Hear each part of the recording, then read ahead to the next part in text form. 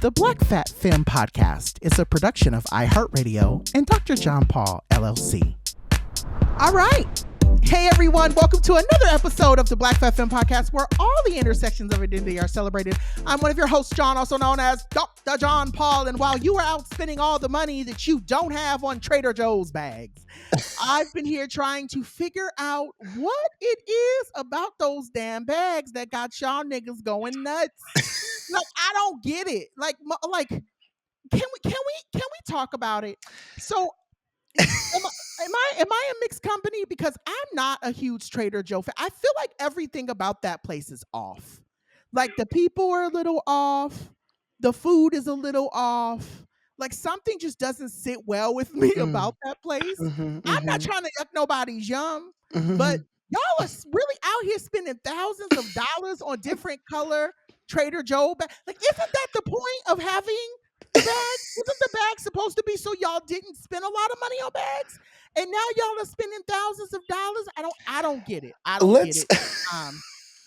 I don't get it. Let's also be clear. The bags themselves are sold for $3. Like, they're not that expensive, but people are selling them on eBay and such For thousands. Thousands. I do not Okay, so I'm attacking your judge one at a time because you said some things I did not love and things I did love. So the first thing, so I don't understand. So the bad drop was a gag for me. I had no idea it was a thing. Like, one of my besties here texted me and was like, "Girl, do you want to come with me to get these bags?" And I was like, "What bags?" And they're like, the Trader Joe's bags. And my first I was like, "Bitch, they're like paper bags. Like, what's that deep?" I don't get what's so deep about it. Why? We go, there's a line out the door, like a line around the corner. I said, "That's wild." I was just there for some moral support. I was not there to buy no bags. I happened to get 4 bags because they were selling them. I was like, "Girl, I'll buy 4 bags for $3." You are part of the problem. I have $4, girl. Just $4 in total. I don't give a fuck. I'm fine with it. I love me some Trader Joe's. I love a kilo tote bag. So I said, "Girl, I'll get it. What sounds good?" I don't know. And then I find out, and then mind you, the mail person was in line behind me. And the mail person, I looked at her, I said, "Wait, what?" I said, "Just to be clear, if my mail's late, I'm going to find you." She was like, "I'm on lunch." I was like, "Okay." I pray that's true, because if she and she, bless her, because I had went once. I got 2 bags. My friend got me 2 more later. So I was gonna get 2 bags, but she was like, "Can you please give me 2 more bags? And and I'll pay you." And I was like, and in my head, I was like $1,000 bitch. Go ahead. But yes, but like too much. I bought I just bought them and gave them to her. She was like, "That's so sweet." I said, "Girl, run me my mail though. Do not forget my mail." This is ridiculous. But like, anyway. so just ridiculous as fuck. But like, they have good shit there. They have delicious shit. The shit's bomb mostly. Some stuff is not good. Some stuff is good. You haven't had the right stuff, and that's fine. Or the girls who get it, the girls who don't. And that's also right. I'm okay with being a girl that don't get it. I just don't. I mean, I'm a little jealous of the girls who get to eat all the chocolate. You know how they have that chocolate through that little owl? They can eat all the chocolate. I can't be that girl, but I'm a little jealous of that. But other than that, I'm not a Trader Joe's girly. But anyway, how are you, Joho? Oh my God, girl. I've been through. You have. But fam, it is your aka your girl Joho, the other girl in this co-hosting duo. And I will say today, my little tendrils are giving. I'm here for it. They're definitely sisters, not twins. I wish this one was giving more twin vibes. That's the one I actually like. Really? I like the one on. Yes, I like that one. To your right, she's giving curl the house down boobs. The other one is. I prefer the more elongated. I prefer the more elongated curl. Okay. I was aiming for this, but she came in. But you know what? See, this one always has a mind of its own. So I said, "That's okay, girl. It's okay." That's fine. And I'm, and I live regardless. Today, this week has been like, I finally. This is how you know that you found like a product that you love, because I have this product that I lost a month ago and haven't used it for a month. And I finally bought it again. I said, "Oh girl, I miss this. My curls have missed this product." So now I feel like I am back in my curly bag. She's giving everything house down boots. You have to tell me what it is off the air, because they're not sponsoring the show. So I got you. I'm also, and I hope you sponsor. I have this beautiful Fabletics fit on me right now. I have a 2-piece set. Green's my color, girl. I am giving. I'm feeling it. I'm feeling it today. As you should. But that's neither here nor there, because today we are here with a special guest, y'all, and I'm so excited to introduce them today. John and I have both met this person at different times in life. I met them recently at a reception I photographed for a Activity Butler exhibit here in San Diego that they were a fellow for. Now John has met them at the Glen Awards. I know they met them in other spaces as well too. They are an incredible artist, a storyteller, a cultural bearer. Yeah. Fashionable as hell, house down boots, and looks amazing. The face is always right. The hair is always laid. Please welcome our girl today, Danali Joël. How Yes. are you, love? My Hey, love, my hi. love. When I Oh tell gosh. you, so let me say this before we fully get into the show. Mhm. If you were to open the dictionary and you looked up the word ethereal, your face Yes, is right next to it. I have said ever since I agreed. literally went out of my way to walk up to you when I first I met you and was remember. like, "Who is this one? Who is this girl? Who is this beautiful being that I'm just walking like you're just like I said that to you. I said if God was to snatch me up and say, "Do you want to go back down to that shithole?" I would definitely say yes, and I would want it to be as like a carbon copy of you. You are Oh. everything to me. Literally one of You're the most too Truly sweet. beautiful. Thank agreed. you so So much. agreed. Can I just get a clip of this just to, have on repeat You every day? should. Like Yes, yes. I got you. We'll have Chris send that over to you. no, So yes. equally excited to just know you and be in your light and your presence and beauty. Mm. I mean, honestly, I think about you so many times when I think about the ways in which you move through the world in a Mm, very unapologetic way. I'm just like, yeah, I want to tap into that energy. I sometimes stand in my own way, and when mm, I see you just like moving, just Mm. sprite, energetic, mm. effervescent, Thank those you. are the things that come to mind. I'm like, yeah, when I grow up, I want to be like them. Oh God. Yes. I know You can that's have right. some of this debt too. You could grow up and be just like me, have some of this debt, girl. Stop. It's all good. No, It's we enough can to leave that go part of the around. adulting Yeah, out of the conversation. leave Yes, that part it's enough behind. to go around. Yes, I And am who I Joho, when we am. met, like we were, chatting it up, and it was in an interesting space. We were talking about the beauty of the space, but also just the politics of it. And Mm. I'm like, yeah, this is somebody who I just want to be in their circle. So I'm Oh God, truly yes. happy to be here. Yes. Thank Amen. you. Joho, let me tell you, I can literally have the worst day and I'll see Joho and my whole day is better. Like just Mm, immediately. Yeah, there is not enough words in the English dictionary to express how much I too am blessed for knowing Joho. So Mm. this is going to be a really good time. We're going to have a really good show for Thank our for not only just the listeners, but even for me. This week has also been a week, and so I'm definitely really excited for us to be together. So with that being said, we are going to kick off our show like we typically do. We're going to honor our girl, Miss Tisha Campbell, because we're what? I'm, I'm I'm I'm Still still still here. here. here. Here. Yes. Yes, yes, yes. And in this segment, I know that we're all artists and we all kind of do our own things in our own right. And so, with that being said, considering that this conversation is going to lean very heavily into the idea of art and how art can be very healing, I wanted to talk about Black art. And I wanted to ask, while we all love to consume Black art, I wanted to know as we consume, or as we think about it, as we create it, whatever the case may be, what are some of your favorite parts of Black art? And it can be anything. It can be the process, it can be the way it shows up in the world. But I would love to know that. So I know for me, I had made a note here where I had said the thing I love about Black art. I'll go and then I'll go ahead and throw it to you, Denali, and then we'll throw it to you, Joho. I was gonna say I love Black art because art really I find that Black art doesn't need to be defined. Like it doesn't need to be explained. Like it's like when you see it, you get it, Mm. right? I know for Mhm. me, like I didn't put this in the show flow, but I know for me, like so recently I stayed in a hotel in Las Vegas and there is this there's this big piece of Black art in one of the hotels I stay in regularly. Again, not go say their name because they're not sponsoring the show. But with that being said, when you walk through the area, there's a whole bunch of different Black arts that are on display.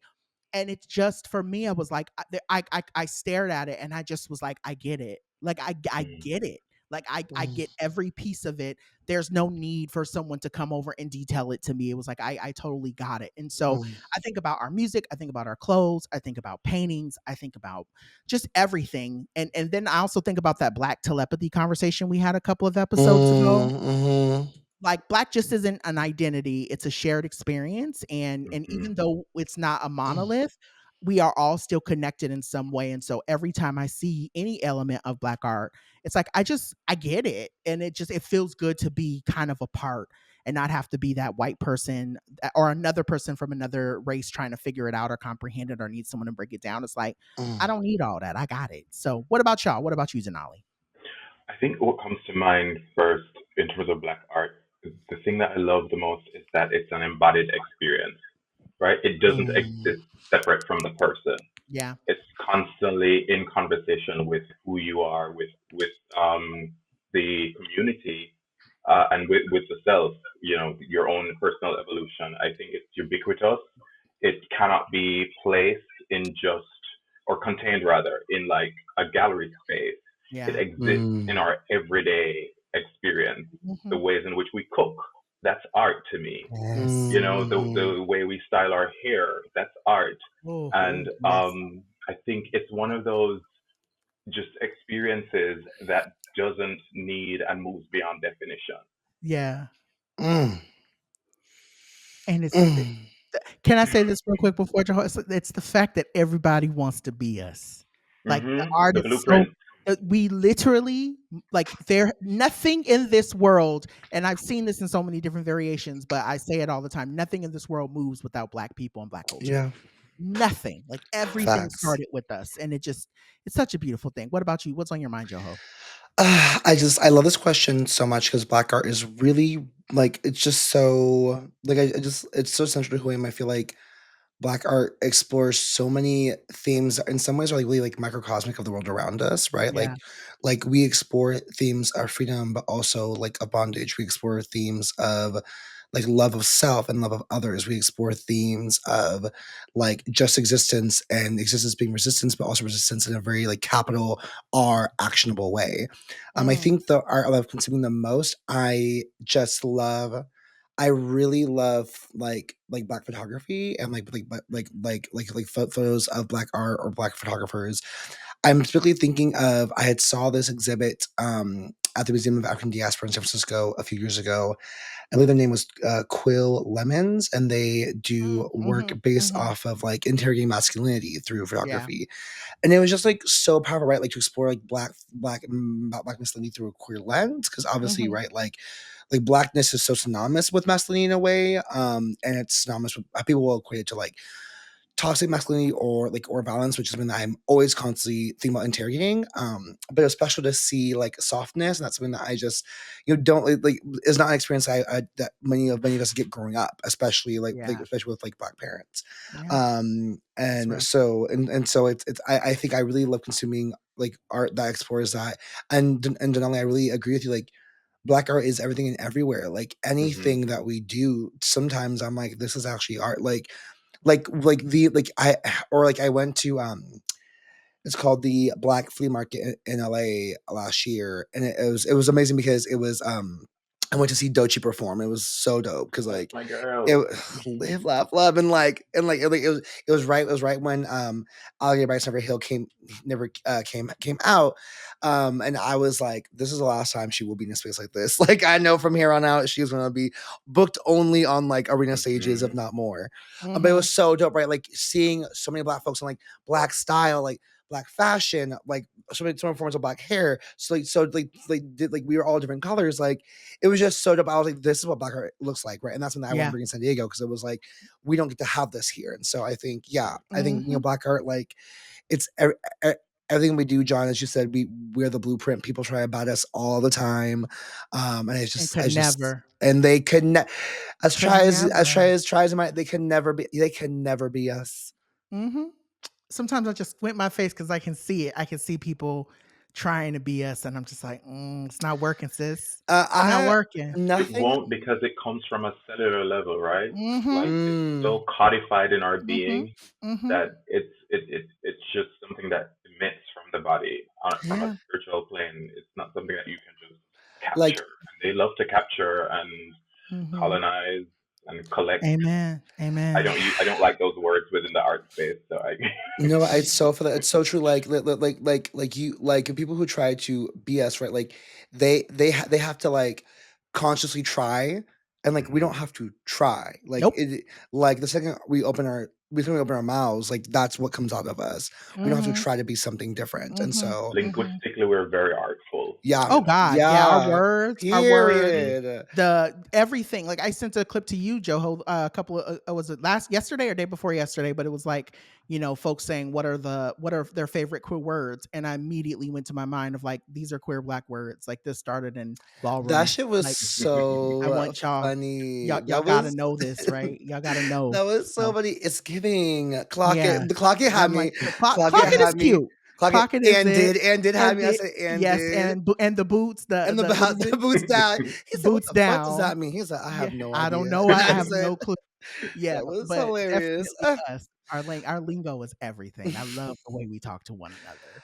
Okay, Mm. family. Well, while we try and find Kehinde Wiley to see if he'll drive us like the Obamas, we Oh gotta take a no. quick break. We'll be real quick.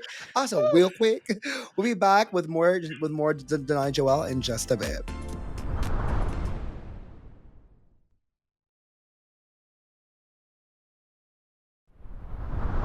Okay, fam, we are back, and I am excited for us to get into the journey of Denali Joël, and for our audience to really know who you are, Denali. To begin, I would love for you to tell us about how you've been shaped by the migrant, Black, and trans experiences, and maybe how those experiences influence your art and work. Yeah. So by the accent, I am not born and raised in the U.S. Born and raised in Kingston, Jamaica. I fled Jamaica in 2014 as an Mm. asylum seeker because of just the political persecution regarding my queerness. Yeah. I knew as I was evolving in my art practice, I wanted to allow that art to come from a real and true place. And it couldn't come from that place if I was busy performing a version of myself that was somebody else's imagination of who I needed to be. Mm. And so, in order to have a safe space to incubate and really discover that identity, I needed to move.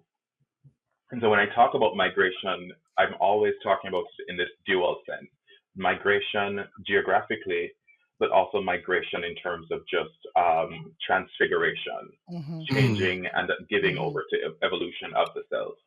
Right. And so as I migrated from Jamaica, I also started my migration away from uh, misogyny or misogynoir, the things that I was conditioned into believing. I mean, thankfully, I was never one of those horrible folks, but still, so much of it is ingrained in us that we have to do the work to start undoing that. We can't. It's not just a thing of waking up one day and then deciding, hey, this is who I am, but still perpetuating a lot of that kind of like male-brained patriarchal way that continues to harm the Black femme and Black woman body, right? And so that transition had to happen simultaneously as I moved from Jamaica. Now, there was also grief around that because I'm an only child. So I left behind my mother, and we always had a very strained relationship. And then I also have a child of my own. And I also left her behind with the hope of creating a safe space for her here so that she could transition as well later on. But that's become kind of like a sticking point for me personally because it escalated into a custody battle that I started because I knew I had a right to be in my child's life regardless of my queerness or my gender conforming identity. But I was pushing against a culture that would have continuously supported her stance morally, because Jamaica is a country rooted in fundamental Christianity. So through grief, I found my way into my art practice. And I said to myself, if it is that I'm to reconnect and reunite with my child in the future, I want the version of me that she meets to be the healed version. Okay. Okay. That way I can hold space Yeah. for the healing that we need to have together. Mm. So that's the journey I've been on as well. Ooh. It's also being able to break the generational curse of the women in my life feeling dejected, feeling unfulfilled. And so I've kind of taken on this mantle of looking at my mother and my two aunts who I was raised with and their ambitions, their dreams that weren't fulfilled. And I've just like taken it upon myself to be like, hey, this is your opportunity to do the work, to build and bring the dream forward. And Yeah. I think I'm trying to do that so that my daughter can be a part of that lineage and legacy work that I'm trying to do. So that's the migration component. Yeah. Now, the past 10 years has been stressful, Mm. just in terms of fees, dealing with immigration. I remember going to the USCIS office in New York because that's where I landed. Mm-hmm. And I took a long journey there. I think I had a few quarters and some change just to pay for the train to head out there. By the time I got there, the office had closed and they stopped seeing anybody. And I started to plead to the security guard, please, I'm coming from afar. Can I please be seen by somebody? I just need an update on my case. And he said to me, sir, you need to leave now. And I said, okay, I'm going to leave. Just give me a moment to just collect myself because, as you can imagine, I'm emotional. And then he proceeded to reach for his holster, his gun holster. Wow. To, I guess, flex and say to me, because immediately I was now a threat, right? A Black person in an emotional state, which is valid and warranted, is a threat. So that was like a very interesting turning point for me in terms of how I viewed my Blackness and transitioning out of the way I knew myself in Jamaica, a predominantly Black country. Yeah. Yeah. Now understanding myself as a racialized person within this new environment. And so a lot of the rhetoric around Black folks in Jamaica, oh, they're lazy in America, they wear cornrows to work, they're unprofessional, because those are things you just don't do in Jamaica. Right. It took years before there was a Black woman on TV with locks reading the news. And this is a predominantly Black society. But it just goes to show you how the experiment of colonialism has been successful. Yeah, it's everywhere. Right? Yeah, And it's has everywhere. done its work. And so for me, there was that transition from the mentality as well that was taking place. Because that was a wake-up call for me. And so my art is always in conversation with all of those three elements. It's trying to connect across geographies. It's connecting across and within and outside of binaries. And it's also uplifting the Black femme experience as it is experienced within the American context. That's wow. Well, one, thank you for being so honest and for sharing that, because I think, you could have packed away a lot of that and you could have just said, everything's fine. Everything's good. Everything's okay. And you didn't. And so I appreciate you sharing so much of what that journey is. I always tell people, I think it's interesting because we talk as a country, we talk a lot about immigration and we talk about immigration reform. And often I find that Black immigrants, specifically immigrants from, like you said, Jamaica, immigrants that are from, trying to think of the name of the country. Nigeria. Even the one that's more closer to us, right? There are a lot of what country is that? Haiti? I'm blanking. Haiti. Thank you. A lot of, there are a lot of states, specifically like when you get into Connecticut and you start getting, more into the upper parts of the US, right? There are a lot of folks from Haiti that are there. And I find that they are the ones that are left out of these immigration conversations. We don't talk about migrants being Black people. We don't talk about migrants being queer people. We don't talk about the migrants who have experienced, intersectional oppression. And so I love that you center that in your work. And so I did want to ask this question. I know from what I know about you, or from what I've researched and done about you, Afro Indigenous Philosophia, Ubuntu, was it Asa and Sankofa? Ubuntu, yeah, Yeah, Asha thank and you. Sankofa, yeah, Asha and right. Sankofa. Uh-huh. Yes, I, as a college student, I can read, I swear. Um, Please. there are philosophies that you have, Mm, that you really truly bake into a lot of the work that you do. And I even asked that question. I'm like, is that the reason why you're so damn ethereal? But I know that those are pieces that really move and spark your work. And so I guess one of the questions that I have is, why is it so important for you to root those pieces in the work and in the art that you create? Because it would mhm, be real easy for you to kind of remove yourself and say, I'm going to do art that is very Americanized, that's easy to mhm, sell or easy to get, notoriety for, right? So mhm. it would be easy for Mm. you to dismiss that. But why is it so important for that to be like kind of, kept in your work, if that's the right word?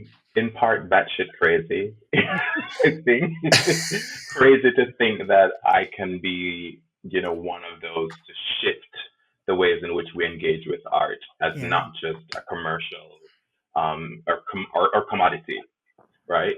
But Mm-hmm. also, you said it. It's the rooting. It's it's this constant inquiry of mine to find the place where I can root myself, especially as somebody who has experienced homelessness. Mm-hmm. Mm. Just before I moved to the US, actually, I was unhoused for 2 years and was bouncing between like 11 different places, right? Mm. And so I had to realize that home was a place that started within. Mm-hmm. And then Mm. wherever I was, there too, I created Found it. home. I Yes, externalized so it, right? real. And so those philosophies create that kind of grounding and rooting for me, regardless of the winds of change, regardless of the energy that I'm coming up against. If I am rooted in this idea of Sankofa, then it means that I'm always going to be paying attention to where the story began in the past and using that as a tool and mechanism to push it forward. So much of Mm-hmm. what I've seen within the American context, especially the Black American context, is just a redaction of our histories and our stories. Real. Mm. And so my work is in how is it that we take from the past, creating these living archives through fashion art sculptures that I may do, through photography, through film, and now housing it in such a way that I feel is most accessible to the people who need it the most. So Mm. I'm less concerned about how abstract it is and how commercially viable it is. I'm more curious about the ways in which my art it feels easily accessible. Mm. So Mm. for instance, when I look at my resume, sometimes I feel like it's lacking because if you look at another artist's resume, sorry, you will see a list of gallery exhibitions, right? Mm-hmm. Mm-hmm. That's the thing that I guess is the benchmark of worth and success. Mm. For me, you will see a list of community centers and organizations and Yeah. youth spaces that I've worked with because they are who need it.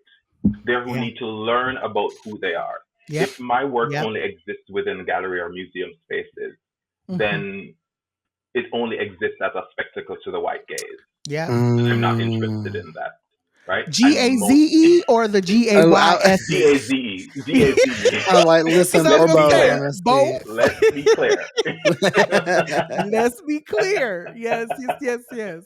But I felt Right? both in that Yeah. moment. Yeah, yeah, yeah, Yeah. And yeah. there's where Sankofa comes in. And then Mm-hmm. Ubuntu, which means I am because we are, is a Mm-hmm. constant reminder for me that I can't be centering individuality. We live in a very individualistic society where everybody's trying to make it and become the next big thing. Yeah. And we fail often to see how we are playing into the oppressor's tools because that then isolates Mm. us.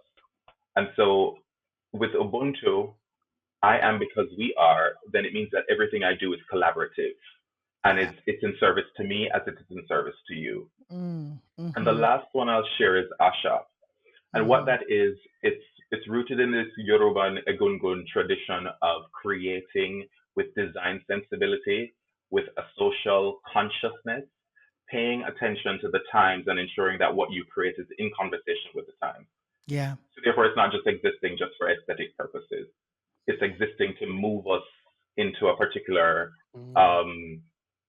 experience, move us into out of ignorance into knowledge. It's it's creating with a sense of responsibility, knowing that this thing that I'm doing is not just existing for me, but is existing in service to the community. And I know my thought here. Oh, you said so much. My first thought is, I'm like, my God, why aren't you teaching Africana studies or anything in that regards? Because I'm still learning. yeah, either way, I still feel like you I could be appreciate teaching that. the kids so much. Even me, I'm like, I'm sitting here like, yes, yes. I'm like, where is my notepad so I could take some notes? But I was gonna say, I think the other thing is, I appreciate that you said that you want to stay on the ground, because I think folks, there's so much about art that, like, even for me as a little Black kid, nobody was taking me to museums. Nobody was explaining to Mm-hmm. me what Black artists were talking about through. I mean, obviously, like, I mean, I didn't learn about Audre Lorde till I got to college, right? Like, I didn't learn about, I didn't learn about really any artist. And when I mean like creative per se, I should say, I didn't really learn much about Black creatives until I started taking women's studies courses. And so I think I love the idea of what you're saying. I'm being with the people. I got to be with the people, because a lot of our people are left out of these larger Yep. conversations, museums and art and creativity. Like, even thinking about, what if somebody would have set me down and said, this is how, I mean, I know this is not related, but it's related. If somebody would have set me down at 16 or 17 and said, John, this is how you use, Adobe Premiere, or this is how you use Photoshop, how much different my life would have probably looked, because I love design. Like, that is something people always ask me, did you do this on Canva? And I'm like, yes, I did. Like, I'm that good at what I do because I've learned and I've had to teach myself how to do it. But I'm thinking, if I had the initial like gumption, if someone would have pushed me to actually do that, my life would have looked so different, because I would have been able to like lean into the creativity that I think lives in me. So I love that you're doing that. I just really wanted to give you kudos for that. Thank you. Yeah. Thank you. It's really beautiful to hear you talk about like the thing, like the essence of the three that I'm hearing from you is Trinity, intention. the Holy Trinity. The Holy Trinity Yeah, the Holy is You get it. intentionality, community, and accessibility. I think that's so like so dope. Mutual friend of all of ours, Kelsey Daniels, Yes. talked that she actually they actually invoke Sanfoka a lot, and I've always been like, like did they make this really? I think what does this mean? Like, I'm like, Sanfoka, I don't know. And so I've been glad that you're here to like actually share, because now I'm like, oh, this actually makes much sense. Like, now I actually like immediately clicks as all the moments in which Kelsey has invoked it. I'm like, oh, I know exactly what they mean now Right. by it. So really just like so amazing. And I really appreciate like the through line you gave for all three of them of how they move you in your art. And I especially love the idea of accessibility so much, because that's just something I'm thinking a lot about, especially with like Black Pride. With the work that we do here, making things accessible, and making like we're looking up a partnership with a theater company, and because I'm like, I want theater to be accessible for Black folks. Like, yes, theater we think is some like white thing that white folks can do and go, but like we also can, and we deserve literacy around theater and plays and storytelling in this way. And so I really just like I love that so much. And you're an artist of so many mediums, Denali, with work being around the country, if not the world. I know I hear you on your resume not looking like a bunch of like residencies and galleries, but to me, your resume is a global resume that impacts people in different spaces, and dare I say, might be, I think, more impactful. Like instead of your work being at like a central gallery where everyone is like forced to come and pay to gather, your work is in the central place where people actually meet and like commune with each other, and that's really, really special. I'm curious to ask you, what medium of art do you feel most connected to, and how do you envision that art influencing the communities in which you reflect? That's so easy. Fashion. Yeah. Oh my God, baby. Period. There ain't a day. Let me tell you, before you give your answer, there's not a day. Let me tell you right now. The day I start making coin, you dressing me. You will be the one I will be coming to saying, "Can you please get my look together?" Because Because Denali eats down. eat Eats down the every boots time, every every time. My God, time. my Y'all are God, too kind. I can't. try, you We know. on- we only speak facts. We only speak You don't facts, not try. You fiction, do Listen, it. I've lost please. so much. I've lost Yeah. so much over the years that I think I have this breath, I have this energy, and I just have to honor it by showing up to honor myself and celebrate every day. So I don't wait for permission or somebody to tell me this is the event, so you dress up. Even when I was doing the 9 to 5 since moving here, it was always a fashion show. And it was always in service to me and Mm. also to the folks in the space, because it was the most humbling thing when folks would say to me, Denali, I put this on and I thought of you this Yes. morning. You know, it means that, and my therapist said it to me once. She said, "Why do you feel like you need to do more? Just by showing up, you change a space." And so, my relationship with fashion, I'll tell you quickly where it started and where it is at now. Hmm. So, I grew up with a seamstress, being the only child of a mother who was trying to find a way to just take care of me, and I watched her. She never thought to teach me because to her, her quote unquote boy child should that's just Right. not, Hmm. the future she sees for me. I needed to become the doctor, the lawyer. Mm. And I guess in some ways, to her, the sewing felt like a survival. It wasn't something that she Mm. saw that could become more than what it was. And that was the thing that was the most exciting to me about my mother, her creativity, her resourcefulness. She would take scraps of fabric and make these amazing pillow covers, outfits for friends, etc. And so I grew up watching her. And when I decided to shift out of the corporate world in Jamaica, because after graduating, even before graduating, honestly, I was working in marketing and PR. And then somehow it clicked for me that I'm into aesthetics, I'm into perception management and helping folks to really be more impactful when they enter certain spaces. And so I Mm. went into styling and image consulting. Did that for a few years, gained a lot of notoriety. I tell you a joke about the time I realized that I was kind of like a big deal in Jamaica. It was when I was at this event hosting some wedding expo, and these two young men in their school uniforms were at the event, and they're like, "Oh my God, do you know who that is?" And they're standing up, and I'm hearing them, and I'm earshot of them, and they start pushing each other, like, "No, you go say hi. No, you go say hi." And then I turned to them. I said, "Hi." I'm like, "Oh my God, hi. We love your show," because I would show up on the morning show occasionally to give style Mm. tips, etc. When I moved to New York City, I had no job. And the first job I got, incidentally, was as a costume designer because a friend of mine was Mm. working as a stage manager at a black theater in Queens. Oh, Mm. cool. And so that's how I started off in costume design. And then it shifted around 2019 when I decided, let me get into this fashion thing. Maybe I could, really create a brand. I did that for a millisecond because immediately I realized, like you said, Joho, I approach everything with such intentionality, and I knew there were stories I wanted to tell. And I remember having a conversation about these people who live off the coast of South Carolina, the Gullah Geechee Nation. Uh-huh. Yeah, Mm. yeah, And yeah. everybody else who I talked to who, were skin folk, a lot of them were clueless about these people. I'm like, how is it that you don't know these people Mm. exist? And so I was like, maybe I can create a body of work that tells the story of who these people are.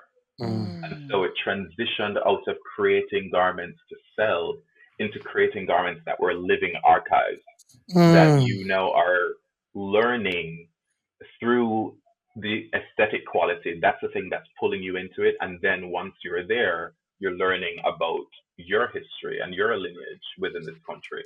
And so that's where I'm at now, where I have these complex conversations about my own trans experience as a non binary person, but also migration across different bodies of water, trying to connect the threads across the Black American experience, the Afro Caribbean experience, and the Afro Indigenous experience in parts of West Africa, Yeah. to really show that it is through recognizing that commonality, that's how we're going to get forward. Mm-hmm. It has Mm-hmm. nothing to do with these systems that white folks built. These Mm-hmm. systems were never built and Spot imagined on. with Nope. us in mind. Nope. And so Never. we're constantly failing as we're trying to move and advance in them because they were never built with us in mind. Yep. How Clock Yep. then it. could we have a larger conversation about rethreading and weaving together a new radically imagined future? And so Mm. I use the threading together of fashion pieces Mm. to meld those different viewpoints and almost show the commonality, and that there's more that brings us together than separates us. My God. Mm. Your storytelling is amazing. I could listen to you for hours. I really could. I really could. I Appreciate could. that. Here I am, think I'm slumbing. No, you're not. It is like I'm following and I'm thinking to myself how cool it would be to, to like not only see this stuff in an exhibit, but I'm like, God, the work you could be doing on like a television show.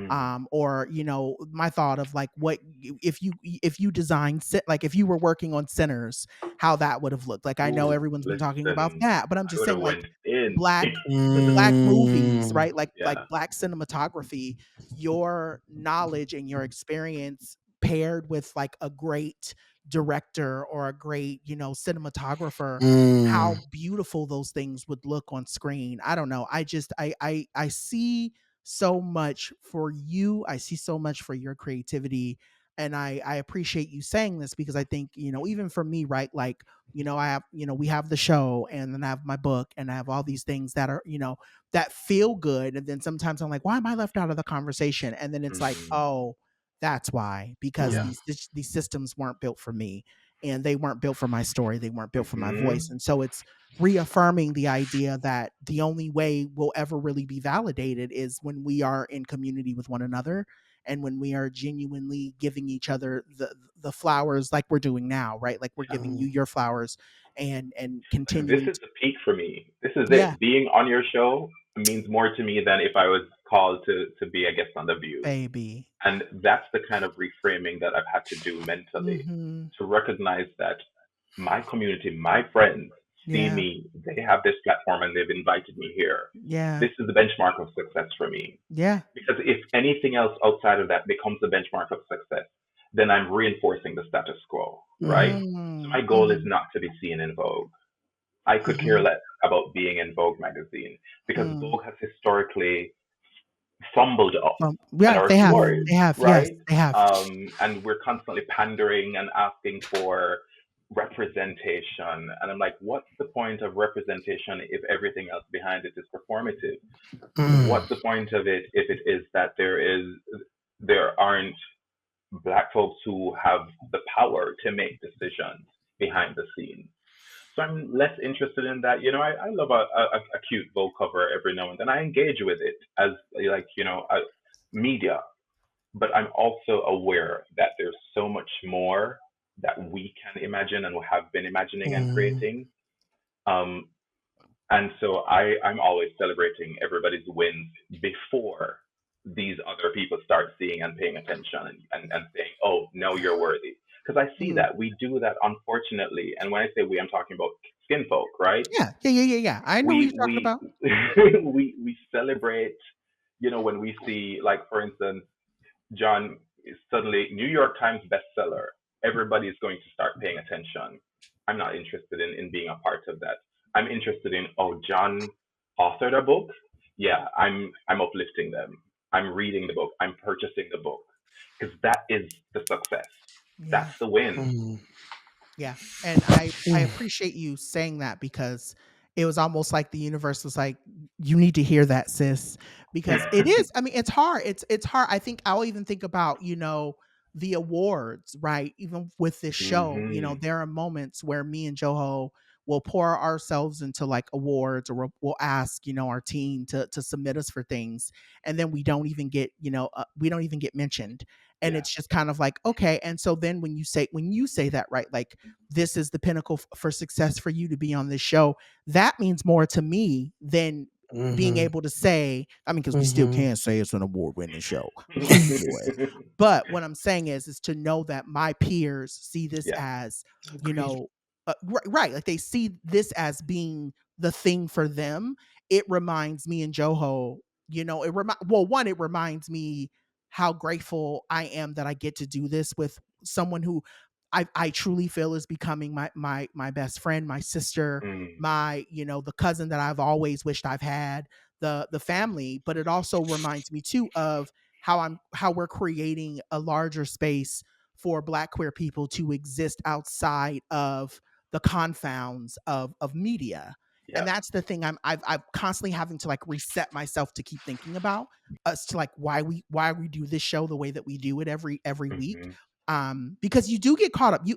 What you're saying is it's so easy to get caught up Easy. in Yeah. the white supremacy of it all, to get Mm-hmm. caught up in, the idea of white approval and ratings and awards, and waiting for white people to clap for you. And it's just, I think I truly needed to hear that. I needed to I'm hear. so happy that Yeah. I was able to be a vessel for that. I Well, wanted to say it to you, and so I'm happy resonating with both of you yeah. because you needed to Oh, know. baby, you have no idea how much that really resonated with me, especially this week. This week is, like I said, this week has been a week. Mm. But like this is the best way to close out the week, is to, to be able to do this, and again hear your story and hear you share so much. So as we begin to crystallize our friends in the zeitgeist of Black queer and trans art, we got to take another break to pay the man, even though the man is a scam. We'll be back with a special request for Danali Joël in just a bit.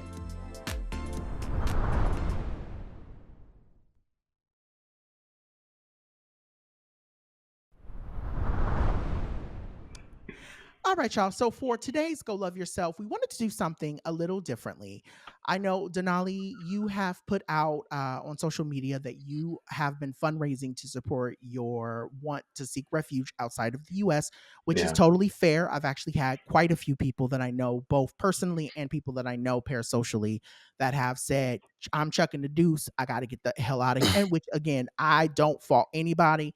And if I knew my Black ass could understand anything outside of the US, I'd be on my way out too. But I did want to say, as a queer Black non-binary trans artist and immigrant, we want to uplift that here. So what we will be doing is putting your link in our description box for folks to be able to click on it. And if you can send $1, $2, $3, if you can forego, we all trying to stay away from different places. So if you can take that money that you've been using and going to other places and put that towards Denali, we can help them. But with that being said, we want to make sure that we still kind of keep to this honest conversation. And the things that I was thinking about as I saw this, right, outside of, your plea for support and us talking very openly about how we can help, immigrants who are wanting to seek asylum outside of the US because it is scary. I guess I would love to know, what are some things folks should be keeping in mind for folks who are seeking to leave? Like, what are the things that we could be doing to support you? And then I guess I would love to ask the real question of, how are you staying honest with yourself? How are we staying honest with ourselves in this moment about how we're truly feeling? Because I think a lot of us, even for me at one point, I feel like I was just kind of like, if I can just ignore it, for the next 4 years, I'll be okay. But I'm starting to realize that a lot of it actually is bothering me, and it's showing up in different ways. And so I guess I would love to know, what do we keep in mind as we support you, but also how do we stay true to ourselves in these type of moments? Okay. So quickly, I will share that at the beginning of the year, I got a call from my doctor confirming that a nodule that I had on my thyroid was cancerous. Mm. And instantly I was faced with the truth about how finite this life experience is. Mm-hmm. Thankfully, for listeners, I've taken care of it. Mm-hmm. I am free of it. Thanks, and God. I'm doing my labs, checking up on things, Yeah. etc. Yeah. But the thing that moved me from Jamaica to the US is the thing that is currently moving me from the US elsewhere. And the Mm. reason for that is that we have a saying in Jamaica, jump out a frying pan in a fire. Mm-hmm. That's what it feels like. Yeah. Because I was sold a lie. Everything about the American dream, about coming here to make it, uh, that kind of media conditioning that I got, and then coming here and experiencing and realizing, yeah, no, this is rigged. This whole thing is rigged. Say that again. Oh Wake my that up. God, I felt that. And I felt that in I'm my shondo, yeah. honey. Go ahead. Woo! Yeah, no, it This shit is. is a scam. Uh-huh. And Yeah. I'm watching people Mm. kill themselves Yep. to make it. Yep. Martyrdom Mm. is not a part of my personal ethos. Mhm. Life and more life is what I'm inviting for myself, right? Yeah. And Real. so we see we're taught about the likes of Martin Luther King, and we hear all these wonderful people, and I'm just like, but where are they? They deserve to be alive and to be living Look. full lives. Yeah. Real. Real. And I, for me, living a full life has always been the goal. Yeah.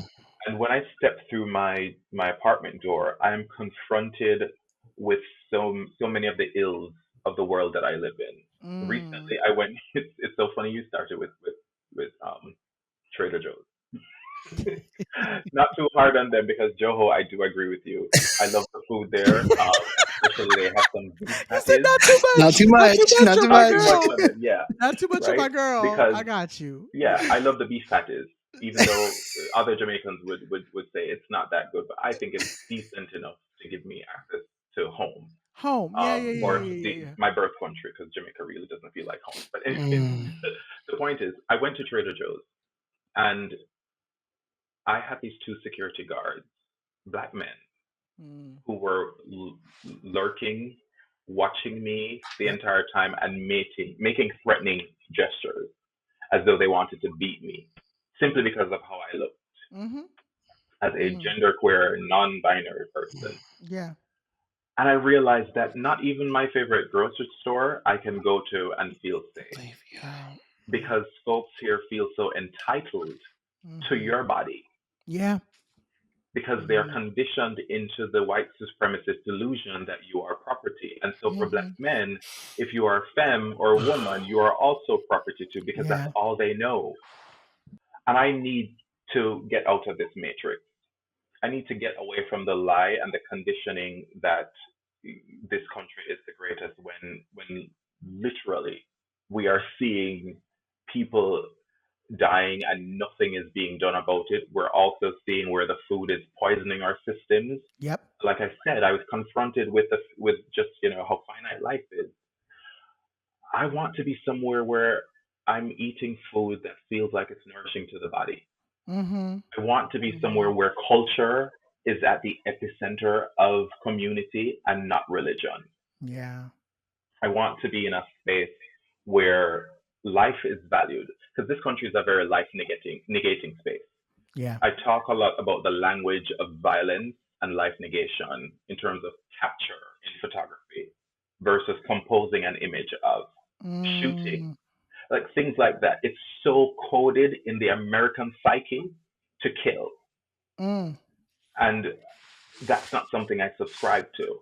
And it's so hard Mm. to be in community when we're all busy surviving. Yep. Yep. That's it. And That those is things it. are the impetus for me That is it. wanting to shift away from this. I want to Mm. give myself a true chance to experience the fullness of life in a space where I don't have to worry about, I mean, even if there are biases, right? Because they hate Black folks across the world, they hate queer folks across the world. But there are many places in the world where they're not allowed to just kill you. Here, it seems like it gets a pass. In Jamaica, it Mm. certainly gets a pass. I was almost killed by a man who thought I was in a lover's quarrel with a friend and held me by knife. I was also assaulted as a way to correct me. So essentially the thing I've been saying to myself lately is I want to leave this place before somebody has the nerve to call me the hard ER. I want to leave this place before someone feels so emboldened to come crashing through my door, making the mistake by knocking on the wrong door and still ending my life and not facing any kind of justice. Because we see it happen all too often for the black body. The ways in which they enter our homes with their guns, trying to just control and eliminate. Yeah. I'm tired of bearing witness to it. I'm tired of the helplessness. I'm tired of the pleading and the protesting that seems to fall on deaf ears because there are more people here who want to uphold the system than to shift it. So, that's my why. Wake that shit up, Denali. Wake that shit up. Oh my God. Wow. Thank you for sharing all that. I mean, everything you shared with us today, like, thank you for what you said earlier about like this being a pinnacle of success for you because truly, if truly it feels like this episode, I'm like, this is literally what the show is about. This is what like this episode is this to me to say is a day where I'm like, this is exactly why we do what we do. So thank you. Fam, now that we have officially filed for visas to get out of this hellscape of a country, we gotta take a quick break, one last one, and we get back. When we come back, we'll get jiggy with y'all for your favorite segment. More in just a sec.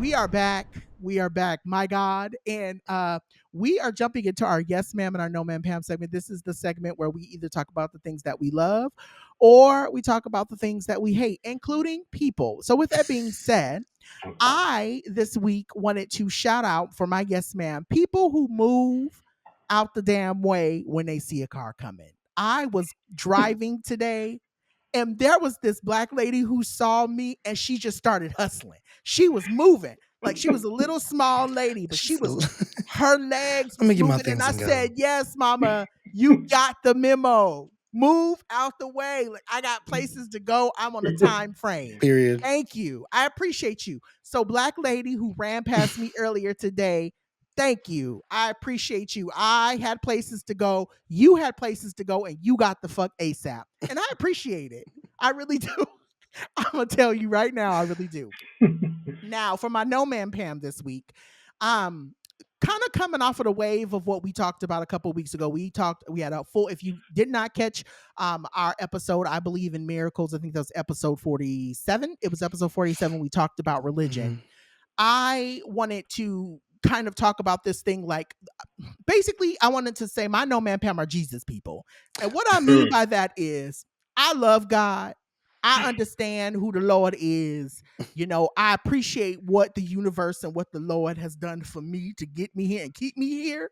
But honey, this idea of wanting to study the Bible with you at a coffee shop is that's not my journey. That's not for me. I don't want nothing to do with that. I don't need you proselytizing to me about anything related to your religion. And I say this because my religion is Beyonce. And I truly believe that mother can't do anything wrong, even though I know people critique her quite often. But you don't see me standing outside with a Cowboy Carter sign, right?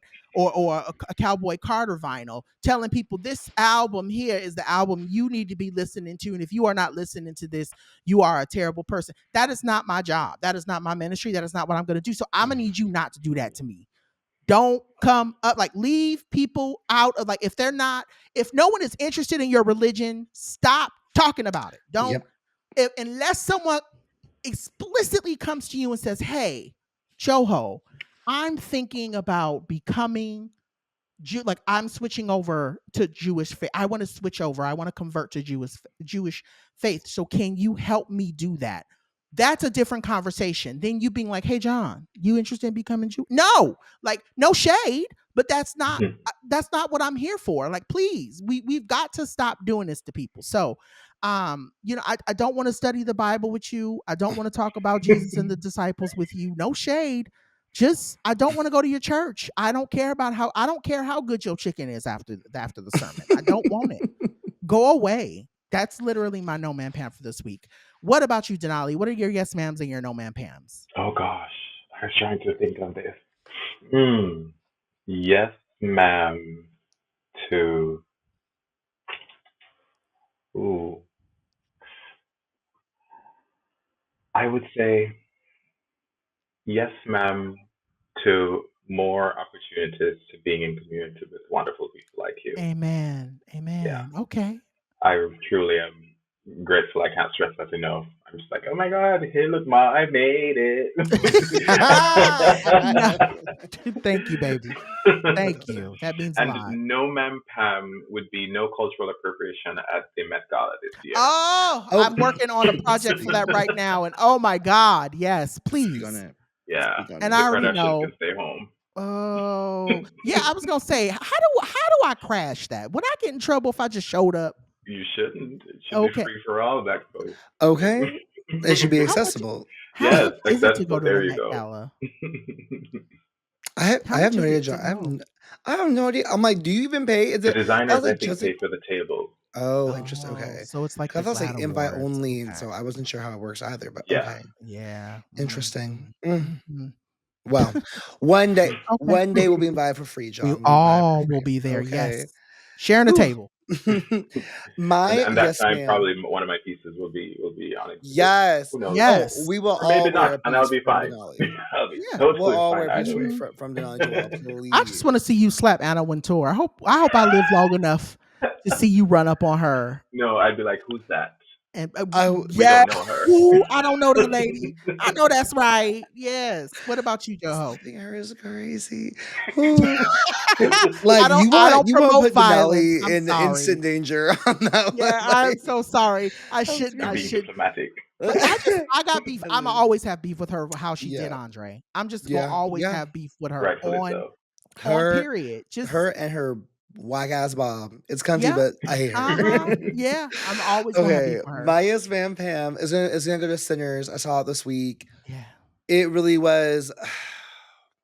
Is it really giving what everyone says it's giving? I I just want think to know. it's No shade. depends how you look at it. So I Okay. was talking with a friend who was like, "You rating it 10 out of 10 as is wild," and I was like, "These are the reasons why I think it's 10 out of 10." Like and like so like to me, right? I like the girls who get it and the girls who don't is how I feel about it. Right. Yeah.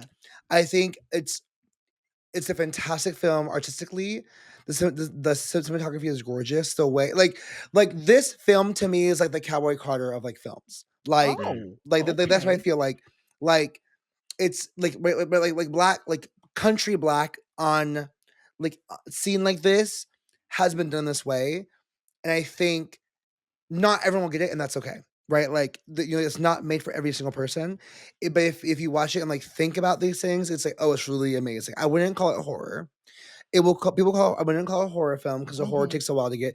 It is horror themes and influence when Adjacent. it gets Yes. to the horror parts, but it's like a good hour and 20 minutes of like build up exposition.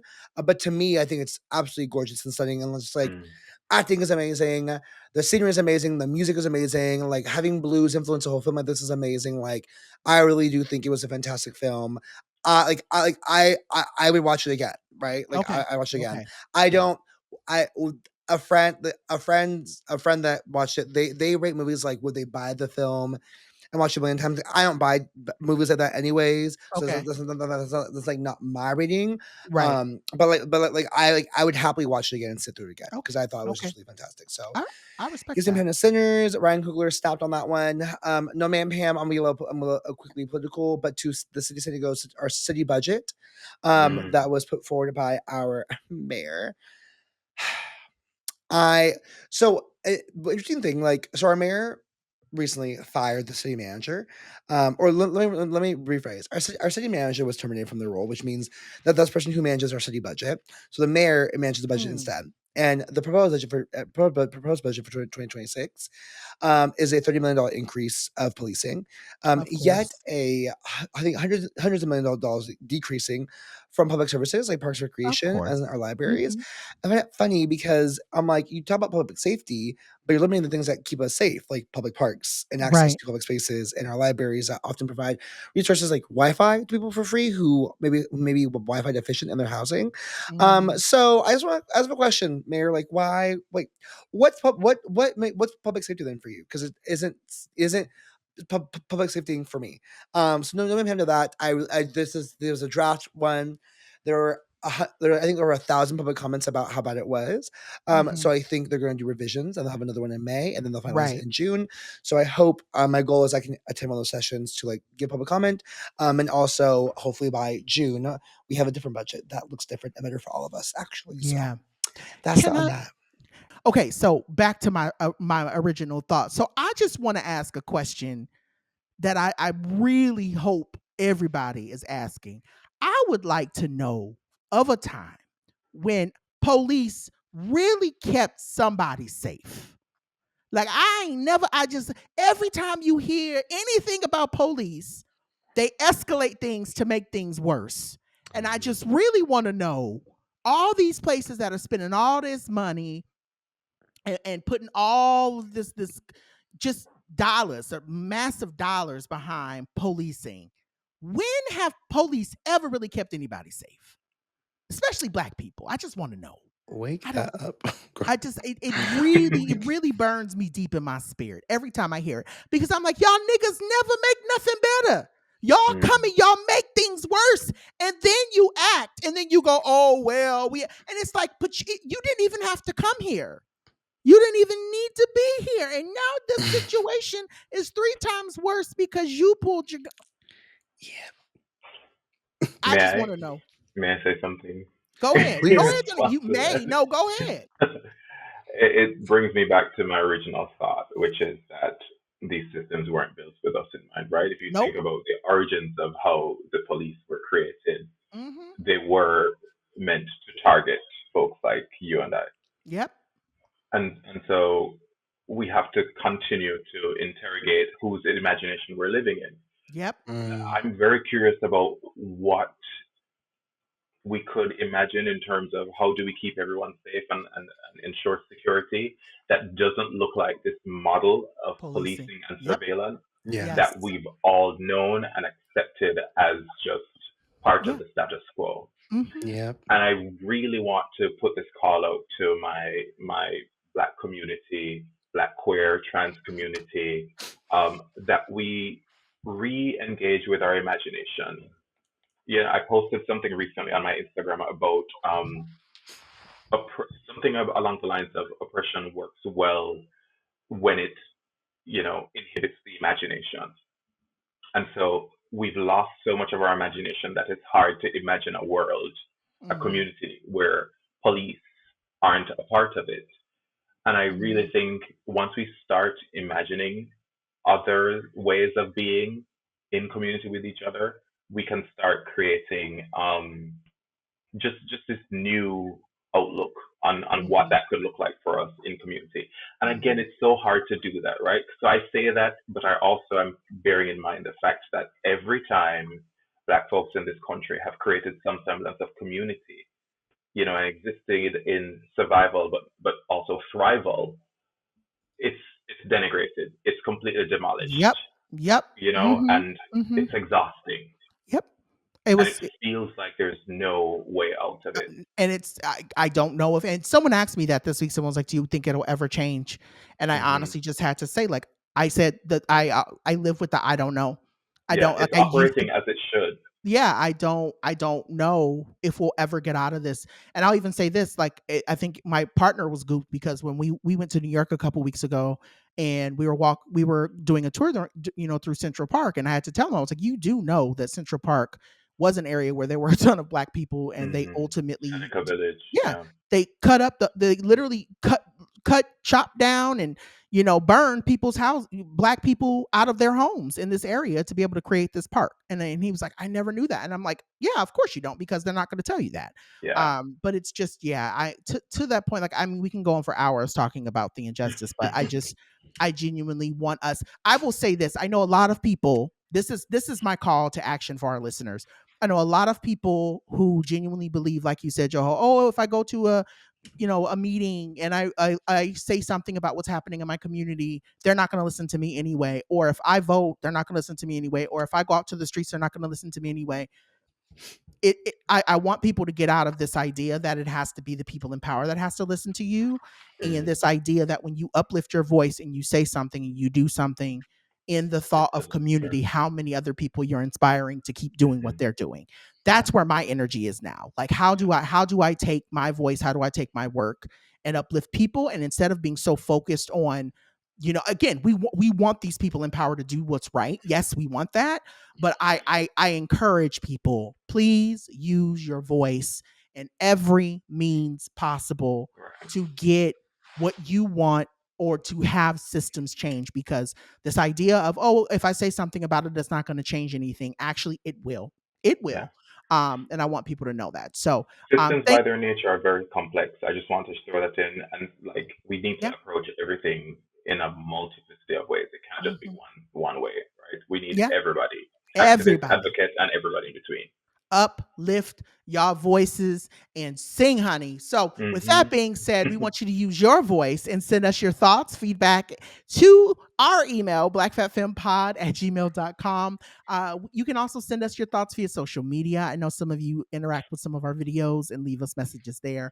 Love that journey for us. Love that for everybody. And so please head over down to the Instagram and down to the Blue Sky, and you can find us on you can find me on Spill. I don't know about us, but Spill anyway, LinkedIn, wherever you like to get your information, head on down and leave us a good old comment. A good old comment. Denali, where can the babies find you? Instagram, LinkedIn. I have a few YouTube videos. Okay. A TikTok with a few hundred followers, not that many. But yeah, Instagram is really the place to find me, and my website. Yeah. Amen. We will plug the website. Joho, where can the dolls find you? Per use, y'all, you can find me at Joho Daniels across all the socials. My website, JournDaniels.com. And if not there, you'll find me on the streets trying to find my inner yeehaw as I prepare for the Cowboy Carter rodeo, baby girl. Yeah, this has been hard. I feel like I have an outfit, but I'm not 100% sure if I'm gonna love my outfit. So I'm praying that it comes together the way that I wanted to. I've yet to try all of the pieces on yet, but here we are. And I still have beef with the people who were like, oh, I don't like this album. I don't think Cowboy Carter is a great album, but yet most all the tickets are gone. So is it Uchiwali and one mic? Because some of y'all was lying, talking about, oh, I don't like this album, Beyonce, and yet you're gonna be down to Inglewood, taking up all the space where I could be seeing, Beyonce doing a 2-step in the Yeehaw, because I actually like the album. Right, I should say it's not in my top 3, but I love it. Right, I do enjoy listening to it. Two Hands to Heaven is my favorite song on the album. Okay. So I need folks to make it make sense for me. But anyway, you can visit my website at www.DoctorJonPaul.com and keep buying the book. Run it up. Shout out to everyone who has tapped me or has sent me a photo letting me know where they have seen the book. Folks who are reading the book. I have a friend who said that as she's been putting her kids to sleep at night because she has babies, and she's been reading the book. And she sends me little videos and clips and stuff of her reading it. It means a lot, the support that I've gotten around the book. So continue to keep doing that. The more you support Black folks who are writing shit, the more they'll keep giving us publishing deals, because there's so much more where that has come from. But also review the book too. I've been telling people, if you have not reviewed the book, even if you just want to say this book was great, period, that's fine with me. But please review the book. It means a lot to it means a lot to me. All right, y'all. Well, we about to get up out of here. We want to thank our producer, Bay Wang, for handling all of the logistics, and everyone over at iHeartMedia for keeping the show up and running. We would also love to shout out our wonderful editor, Chris Rogers, because without him, there would be no visuals. Down to the tubes of you. This has been another show. Stay Black, fat, femme, and fabulous. And remember, we may not be your cup of tea, and that's all right. But get some water, because I know you're thirsty. And check your sugar levels. like me, I know you might have diabetes if you're thirsty. You might got the sugars. And that's all right, but you got to make sure that you're checking your vitals. I love us for real. Y'all have a good one. Until next week. Bye. Bye.